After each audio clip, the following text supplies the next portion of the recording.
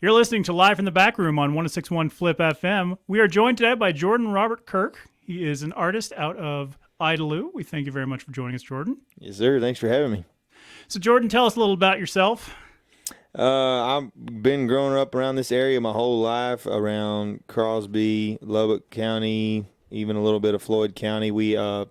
My family's from here for 4 or 5 generations. We've been farmers, and that's kind of my day job. My dad is a cotton farmer, and I work with him, and it's been in the family business for, like I said, a long time.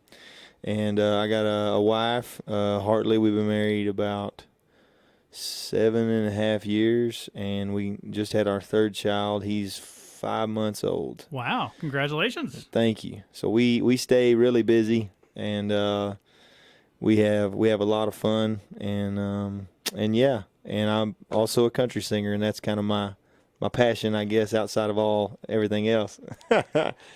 Speaking of busy, I understand today you were actually out on a stripper before you came in here. Yes, sir. Yep. And last night till like 3 a.m. And I was wanting to quit before that, but when something goes wrong, you just can't stop, And that's what happened. I had a little snafu with the stripper and had to sit there and mess with it for another hour and a half longer than I had anticipated. So that's how it goes. But that's just, this time of year. Everybody, this area, that's what everybody's doing. So. Yeah, I was going to ask how the harvest was going. Sounds like it's, It's moving along. I mean, where we had rain, we got a decent crop, and a lot of places we didn't have any to speak of. So we just got maybe enough to go ahead and harvest it, and but it's going good. We're blessed. It's just a day in the life of a West Texas cotton farmer, I guess. Speaking of that, I know some of your songs you kind of referenced this, specifically "This Ground" off your last album. Yes, sir.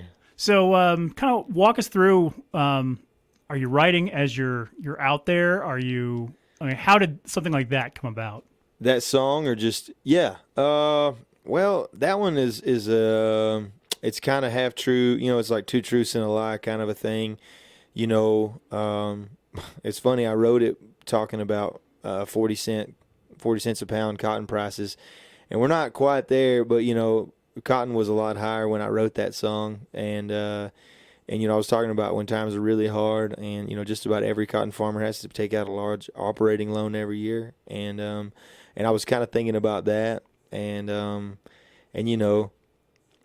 it's kind of weird, that kind of song I wrote in Lubbock while I was getting oil change. So I was just thinking, I think that's almost the type of song, because it's kind of a blues song. It's kind of like woe is me, life sucks, kind of a song, and it's almost, I almost had to be removed to write that kind of a song, because you can't really have that kind of attitude about your job, if about work and about farming. Farmers, a lot of people talk about how hard it is, but I think most farmers just say, well, it is what it is. We just got to work when the weather's bad, when it's good, and when the prices are bad, when they're good, when there's no rain, when there is rain. You just got to. It just is what it is, and it's hard, and so and I think it's a sentiment that a lot of farmers around here share. So I've noticed in some of your other work, you bring your faith into it a lot. Yes. You obviously, your last album, you have your song. You cover "Amazing Grace," but then you have the one, "The Bible on the Dash," which I think is an incredible story of redemption. I mean, how does that? Yeah, thanks. How does your faith play a role in your music? My faith has always been, probably the most important thing to me. I played with the idea of being a minister or a music minister, and I could never. I don't think that's something I could ever do. I think that's a calling, and it wasn't mine. And so I will inject faith into my songs, and Bible on the Dash. I do it in a way that's a little bit tongue in cheek, or almost repudiating the church, and being upset with God sometimes. And, but coming from the spot where, I gave up trying long ago, even if I saw the holes in his hands and his feet, I still might not believe. but yet he cries out to God because of his wife would have wanted him to, his wife that he lost. And I think that's kind of just the story of like redemption, you said, and it's kind of, I guess it's almost a tragedy. It's doing something for the loved one you lost. And yeah, I think that's pretty much my life. We all have our doubts, especially in this modern age where we feel like we know everything, even though, I think we still know almost next to nothing. But, we know so much about the earth and space and the universe. We think that, maybe there might not even be a God. And I think I was kind of playing with that concept because, as a believer in God, from a very young age, it's hard to identify with that sentiment because I think, it's a given. But for a lot of people, they grew up never believing in God, so it's even harder for them to share my sentiment.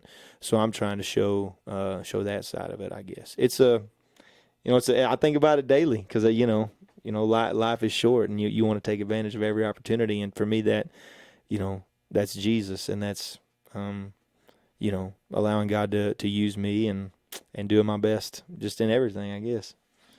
So your music obviously has a very autobiographical element to it, but also I've noticed you seem to be a pretty decent musician. I saw you you are a violin player, you are a guitar player. I mean, how did you come about all that? Well, I started playing piano real young, and I think that if I hadn't done that, then I wouldn't have any rhythm at all because everybody likes to joke. Everybody likes to joke that songwriters, of which I am one, I'm not necessarily a musician. I'm more of a songwriter. But songwriters have terrible rhythm. Everybody loves to joke about it. Yeah, just watch his foot and then don't do that. Watch his foot tapping and then don't do that. But yeah, I started playing piano, and then when we moved to Idalou when I was in 5th grade, and I played for another year, and started taking from the youth minister at the church in Idalou, and he was, he kind of taught me like a bluegrass picking. He called it boom chuck, where you hit those top strings when you're strumming. And anyway, and so that got me into the guitar, and then I actually picked up violin just because I loved it so much. And it's actually pretty hard to find a violin player. And outside of major music cities, and Lubbock is a big music hub, but everybody loves to play guitar, and there are some violin players and there's some fiddle players, but they're typically booked all the time. And I'm lucky to have one in my band now, so I typically don't play violin live anymore. I did not long ago. I just kind of messing around, and I hope I didn't hurt anybody's ears too bad, because that's an unforgiving instrument. If you don't practice that, it forgets you. You forget it. But yeah, I mean, I got a good ear for music. So I kind of let the rough edge drag and cheat a little bit, and just make it sound good by not really doing too much, but fooling most people. Well, you're pretty convincing, I think. Well, thanks. Yeah, it's a blast. So how did you you said you toyed around with the idea of being a music minister. You obviously have studied music for a long time. How did you come into deciding, what, I'm going to be a performer. I'm going to be a country singer. Well, it's crazy. I went to Texas Tech, and I was studying mechanical engineering, and I met my wife when I was a sophomore, and we started dating when I was a junior. And when we had been dating a few months, I told her, you think you can stay with me long term, because I might want to go off and try and be George Strait or something. And she looked at me because she knew I had a guitar, but at the time I wasn't doing hardly anything but studying and hanging out with her and my friends, and that's about it. I wasn't doing music at all. And she looked at me and she said yes. She didn't really even question me, and so I like to remind her of that now. But I got a job. I moved to Louisiana, and I got a job in the oil field, and I did it for a few years. And it was actually, I started writing songs, and I wrote a few that I no longer play because I don't think they're good anymore. But I still play a few of those early songs. And I was actually in Houston because I was with ConocoPhillips, and their headquarters were in Houston. And I was on the 17th floor at like 6 o'clock on a Friday, and my wife was in North Louisiana. And I was meeting with my boss, and I step out while he has a phone call, and I'm sitting there looking up, and I was just thinking, like, man, I don't think I want to do this. I'm not enjoying this. And I was like, maybe I really should go for music. And, through, I was working onshore oil and gas. I went offshore for about a year and a half, doing 14 to 14. I went to a pump company in Lubbock for a couple of years, and now I'm farming with my dad. But slowly but surely, I've been putting out more and more music, playing more and more gigs, and trying to be a performer, like you said, because in today's day and age, nobody buys CDs, nobody buys vinyl. Even though I told you earlier, I'm gonna put it out because some people do, and especially people that like country for some reason, they're stuck in that dated listening format like myself. And so anyway, yeah, I'm still doing this, I'm still it's kind of ups and downs because I work all the time. We're recording a record right now actually in my house. We had the studio time set up. COVID kind of canceled that, and I got with a buddy, and he's got a sound equipment, and he records with a lot of people, and I said, let's just do it in my house. So we're almost done, and that record hopefully will be out in February. And so it's been a roller coaster. So we'll talk about your new stuff coming up in a minute, but yeah. We're here. Obviously, this is I could talk to you probably for hours, but I think we want to hear you play. Yeah, sure. The floor is yours. Any song that you want to play, okay. You're welcome. You're listening to Live from the Backroom on 106.1 Flip FM, and we're with Jordan Robert Kirk. All right, cool. I think I'll do a song of mine called Hi Ho Rita.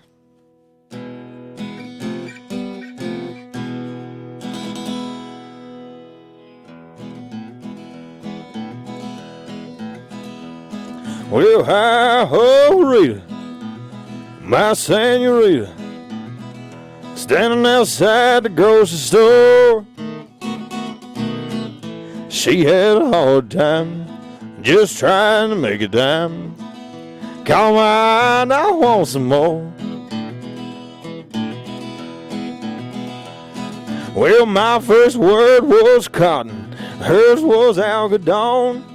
I grew up doing the same thing, but her daddy swam the Rio.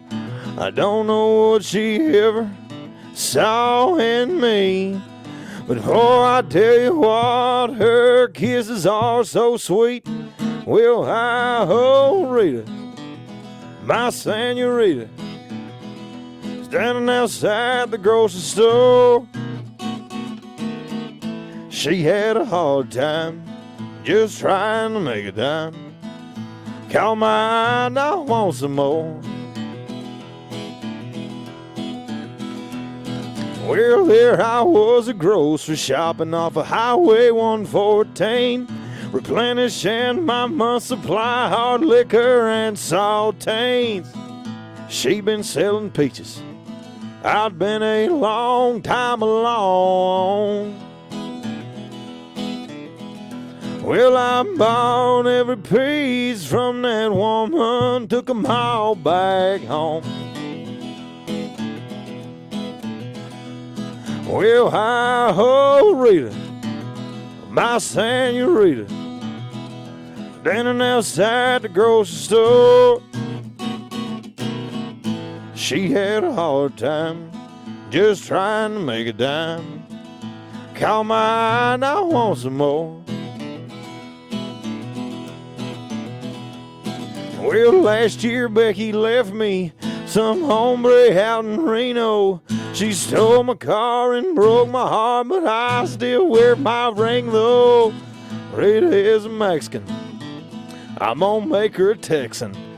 Saddle her up with this old grain. Go well, hi ho Rita, my senorita, standing outside the grocery store.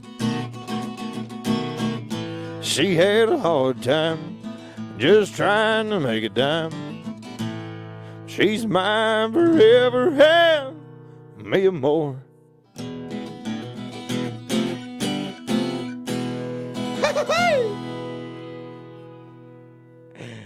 Hi ho Rita.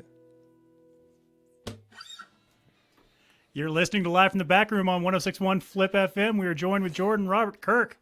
I love that song. Thanks, man. I'm glad. It's pretty infectious. Yeah. People tell me to play it more, so I'm like, all right, I'll play it. Even though it's not about my wife, it's about an ex-girlfriend. But as long as my wife not here, no, I'm just kidding. I always joke to her about that. A couple of things I want to ask about that, like your voice for one thing. You have your range is like when you're talking is one thing, but you go into this super low. I was like, I was expecting you to come in like just smoking cigarette after cigarette. How's it going? Yeah. Love that.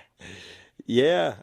It's funny too. Like when I was in 7th grade, my voice changed, and I was, a whole half a foot taller. When I walked in, I commented how tall you are. I'm not a very big guy, and people expect me to be about your height. You know what I mean? They expect me to be a little taller when they hear my voice, and I was just like, when I was just to picture me at 5 foot tall with this deep voice, and back then when my voice first changed, I did walk around. What are y'all doing? Like I would talk real low because I just didn't know, and the older I got, like I kind of found my with my speaking voice or whatever, it changed a little bit, but yeah, that freaked people out, especially when I would go play. I was playing tennis in 7th grade in the spring, and I'd go play with the high school kids, and they would all call me man voice because. I mean, yeah, just because I had a man voice, way young and a little bitty guy. Everybody comments on it. It's just like, it's how God made me, I guess. Big boombox for a voice. Well, it works. Thanks. So before we started recording, we were talking about your videos. You have a number of videos on your website, which is JordanRobertKirk.com. And you can also find those on YouTube. Yes, they're all on YouTube. They're hyperlinked. Yep. One of them is the song you just sang. And when I saw it, I was like, I know that grocery store. I've been to that grocery store. Yes. I made it a little vague because, 114, does that even come through here? Or does that go through Crosby? It goes through Crosby. That's right. 62 or maybe comes through here. Yeah, so 114 could be a lot of places. But, that's true. But Idalou worked, and it's funny, we actually made 3 videos for that one song, and one of them was just a short film. I don't know if you saw that one. I did, yeah. Yeah, it's pretty funny. I really enjoyed that. We had a lot of fun running around the grocery store. I'm impressed that they let you just kind of come in and buy all the saltines and boxed wine, it looks like. Well, we did buy it. That's good for you. We thought about asking them to just use them as props. We're like, we don't want to handle all this, even though this was pre-pandemic, right? So they probably would have been like, it's probably fine. But yeah, it's all people I know. I went to high school and middle school in Idalou, and kind of being from Idalou and Crosby, and I know everybody, and they're super cool. They're like, do whatever you want, and so we had a blast doing that. So you mentioned that you have a new album. You specifically have a new single coming out. Yes. So tell us a little about when it's dropping, what it's called, how it sounds. The single? Yes, sir. Yes. So the single will be out everywhere next Friday, unless CD Baby screws something up.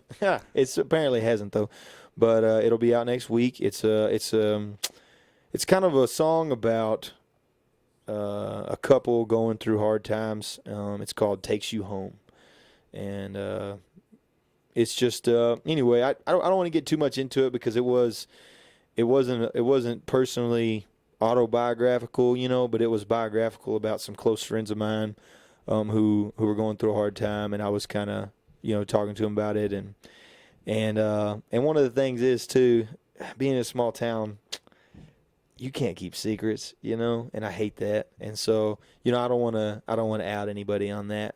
But also, we all knew about it at the same time. We all knew what was happening. And so, anyway, it's a country song, man. It's a sad, but it's a love song, And my wife didn't know it was sad, so I was like, that's good.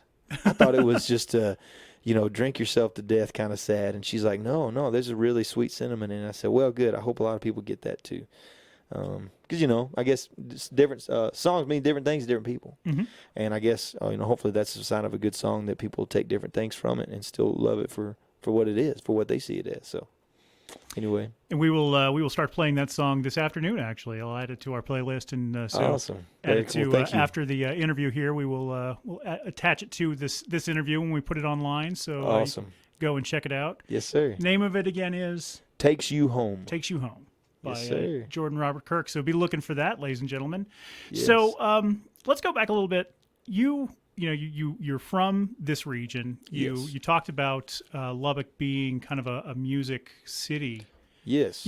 What is it about Texas country, but specifically West Texas country, and getting more hyper focused? Yeah. What is it about the 60-mile radius around here that just breeds this kind of this art form? What is it in the water here? Is Yeah. it, Yeah, it's the well water. No. It's crazy. That's actually, so the album, I guess I've announced it a few places. It's not big out, but the album is called Western Holler. And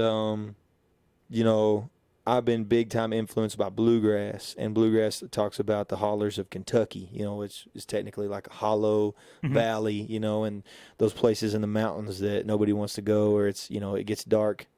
You've heard those songs. I mean, Harlan Howard and all that. And anyway, so I thought, if there was a Western holler, it would be kind of this cap rock, these canyons kind of around here. And it's, it's a place, it's an idea. And there's something about it. Even just the flatland all around that, I actually kind of talk about a lot tongue in cheek that, we're kind of the backwards cousin of the Lone Star State is what that's actually a line in there.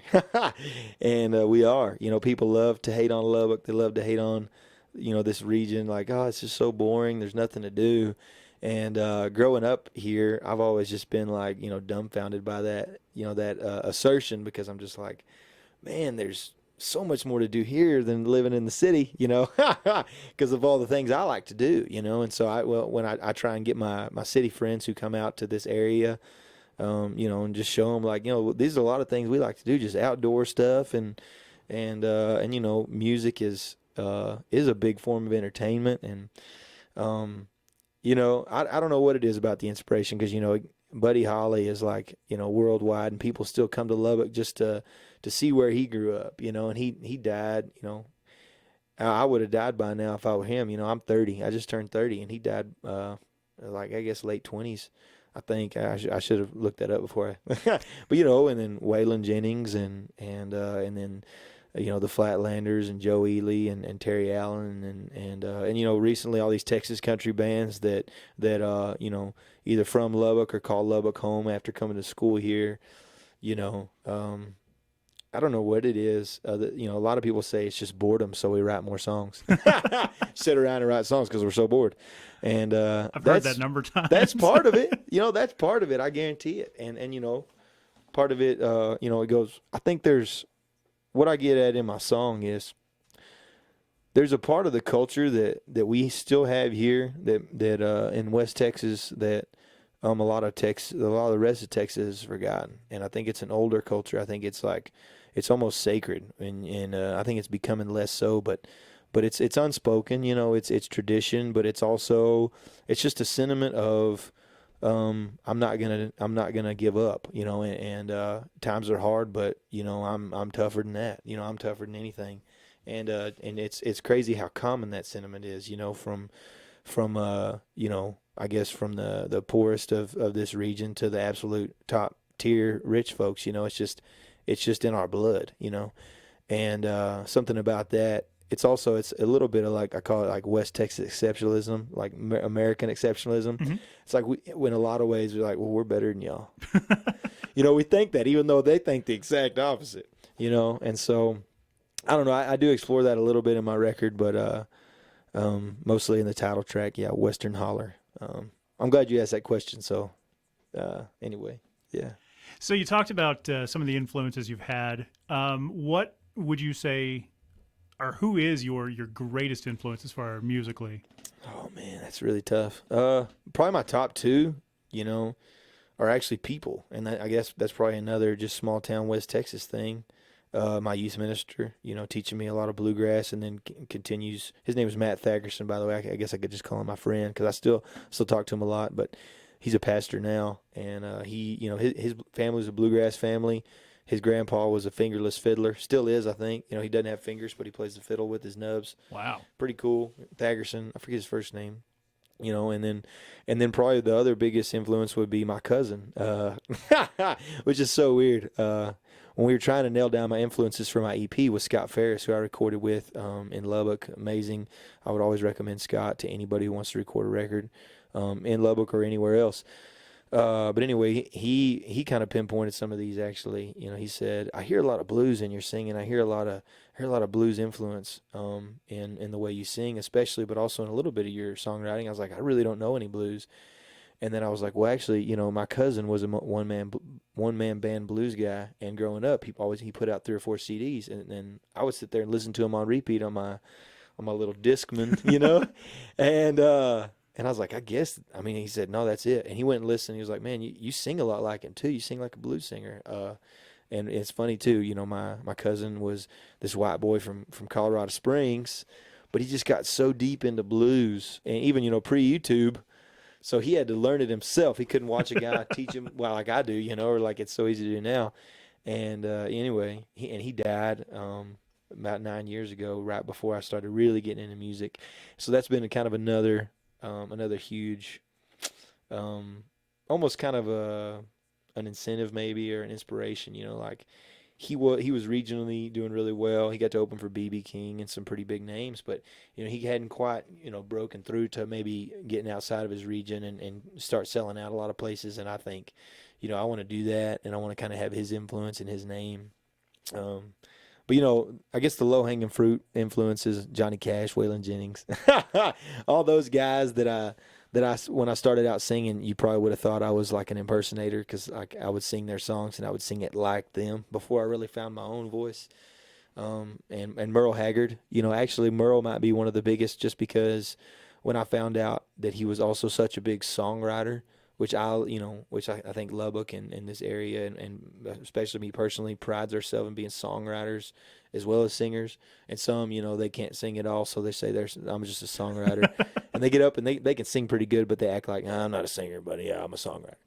But yeah, Merle Haggard wrote so many of his songs, you know, and they were, you know, they were like in common language, but they were so deep. You know, like the common man, just they got it right here, but they were so deep, and they meant so much.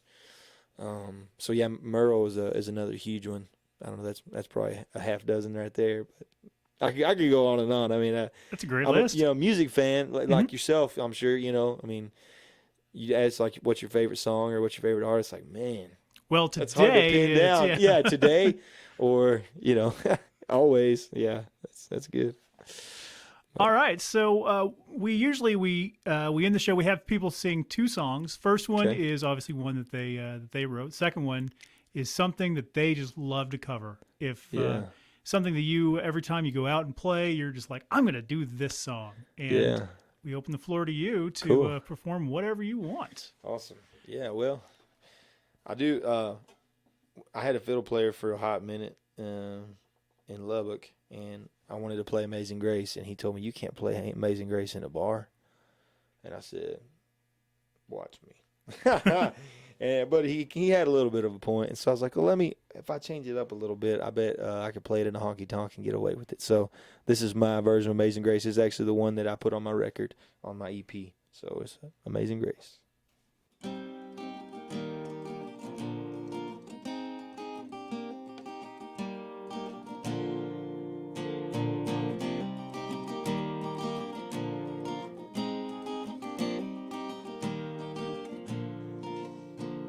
Amazing grace, how sweet the sound that saved a wretch like me.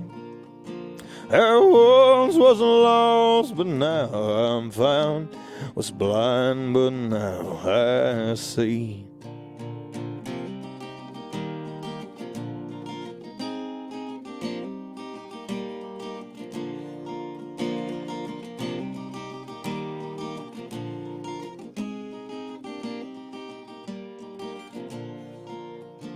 'Twas grace that taught my heart to fear, and grace my fears relieved.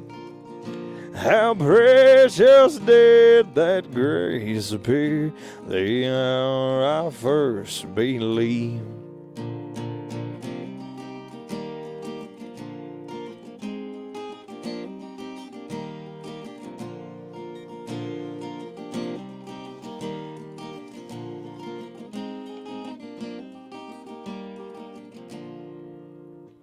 when we've been there 10,000 years, bright shining as the sun. We've no less days to sing God's praise than when we first begun. We've no less days to sing God's praise than when we first begun. We've no less days to sing God's praise than when we first begun.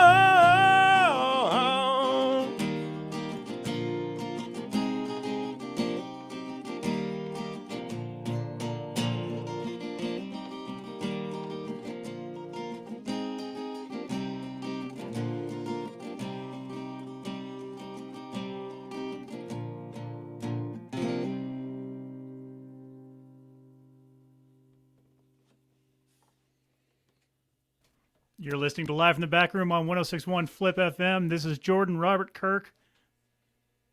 Wow. Did you enjoy it? I did. Very much so. Thank you. So, Jordan, as we wrap this up, I guess, Yes. Are you going to be performing anywhere anytime soon? Do you have some concerts coming up? Yes, thank you for asking. Yes, so we're putting on a Tanner Cook medical benefit dance in Idalou, just north of Idalou on 3300. I think it's, I was going to memorize it. I think it's 9305 North County Road, 3300, on the west side of the road, just north of Idalou, and it's going to be a dance. We're going on first, me and my band, and then Texas 114, another local Idalou Lubbock band, will be going on after.